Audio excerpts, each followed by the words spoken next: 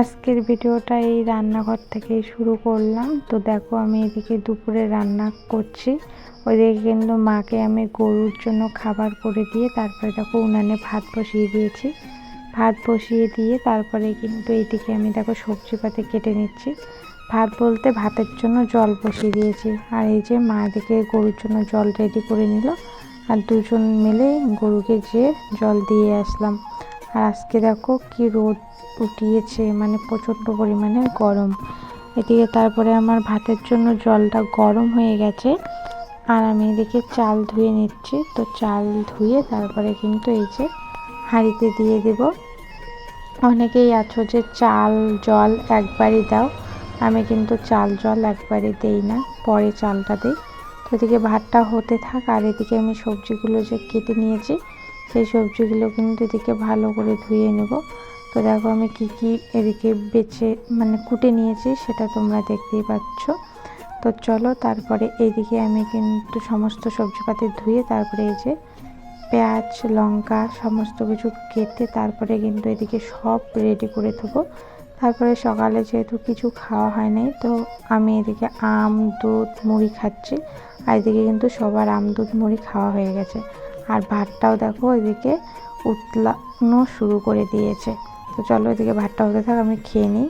তারপরে রান্না বান্না তোমাদের সঙ্গে শেয়ার করতে চেয়েছিলাম, কিন্তু পারলাম না, জানো তো। ভিডিওটা যতটা আগ্রহ নিয়ে শুরু করেছি অতটা আগ্রহ নিয়ে শেষ করতে পারিনি।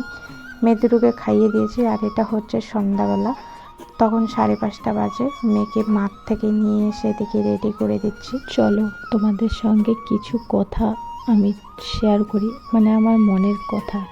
একটা ফল আছে জানো তো, সেই ফলটা আমি জানি যে বিষাক্ত, সেটা না আমি মুখে ঢুকিয়ে ফেলেছি, কিন্তু সেটা আমাকে খেতেই হবে। কারণ কি বলো তো, মানে আমি ওটা মুখে ঢুকিয়ে ফেলেছি, সেটা না আমি বের করতে পারবো না পেটে ঢুকিয়ে রাখতে পারবো। মানে আমার বের করলেও বিপদ, আর পেটে ঢুকিয়ে রাখলেও বিপদ। আমি কি করব বলো, তোমরা একটু কমেন্টে বলবে যে ফলটা আমি খেয়ে নেব না বের করে দেব। মানে দুটোটাই আমার বিপদ জানো তো। আমি না ফলটা মুখে নিয়েই ঘুরছি, মানে গিলতেও পারছি না, বের করতেও পারছি না। হয়তো ফলটা খেলে আমি মরে যাব, আর ফলটা বের করলেও আমি মরে যাব। এইরকমই কিছু কথা আছে জানো তো, মনের মধ্যে আঘাত করে। আমাদের মেয়েদের জীবনটা বড়ই অদ্ভুত। যখন ছোটোবেলায় শুধু কেউ আঘাত করতো তাহলে জোরে জোরে কান্না করতাম, শুনে সবাই শুনতে পায়।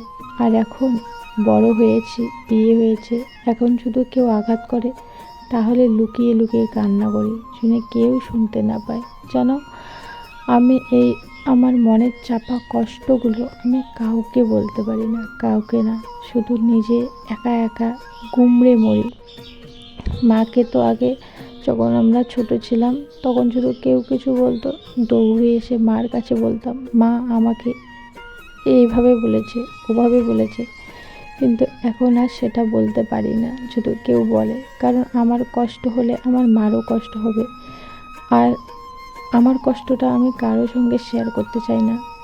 আমি যতটুকু বলার ততটুকুই কিন্তু সবাইকে বলি, আর যেগুলো বলা যায় না সেগুলো কিন্তু আমি কোনোটাও বলি না। কেন বলো তো, আমার কষ্ট অন্যকে কেন বলবো? হয়তো তখন সে শুনবে, কিন্তু অন্য সময় কিন্তু আমাকে নিয়ে সেটা নিয়েই কিন্তু মানুষের কাছে আলোচনা করবে যে অমুকে এ হয়েছে ও হয়েছে। তার জন্য না এখন না কাউকে কিছু বলি না, যতটুকু বলার ততটুকু বলি। এই যে তোমাদের সঙ্গে এই যে কথাগুলো শেয়ার করলাম, একটু হলো মনটা জানো তো হালকা হলো। কারণ সব কিছু তো সোশ্যাল মিডিয়ায় বলা যাবে না। অনেকেই আমার ভিডিও দেখে, আমার শ্বশুরবাড়ির লোক বাপের বাড়ির লোক, তার জন্য আমি কিছু বলি না। শুধু কী বলবো, আমার ভিডিও দেখে অনেকেই হয়তো ভাবে যে আমি ভালো থাকি, হাসি খুশি থাকি, কিন্তু আমারও মনে অনেক কষ্ট আছে। দেখো এদিকে তোমাদের সঙ্গে গল্প করতে করতে আমাদের রাতের খাবার হয়ে গেছে। এদিকে মা কাঁঠাল এই বীজের ডাল করেছে, আর আলু পটল ভেজেছে। আর এদিকে আমার ছোটো মেয়েকে দেখো ঘুম পাড়াতে চাইলাম, ঘুমাবে না, কান্না করছিল। আর এখন দেখো ওর দিদির সঙ্গে কীরকম করছে, সবাইকে খেতে দিচ্ছে, মানে ওর এটাই আনন্দ। তো চলো আজকের ভিডিওটা এই পর্যন্তই, দেখা হচ্ছে নেক্সট ভিডিওতে। ভালো থেকো, সুস্থ থেকো আর আমাদের পাশে থেকো। আর আমার মতন জীবন শুনে তোমাদের কারো না হয়।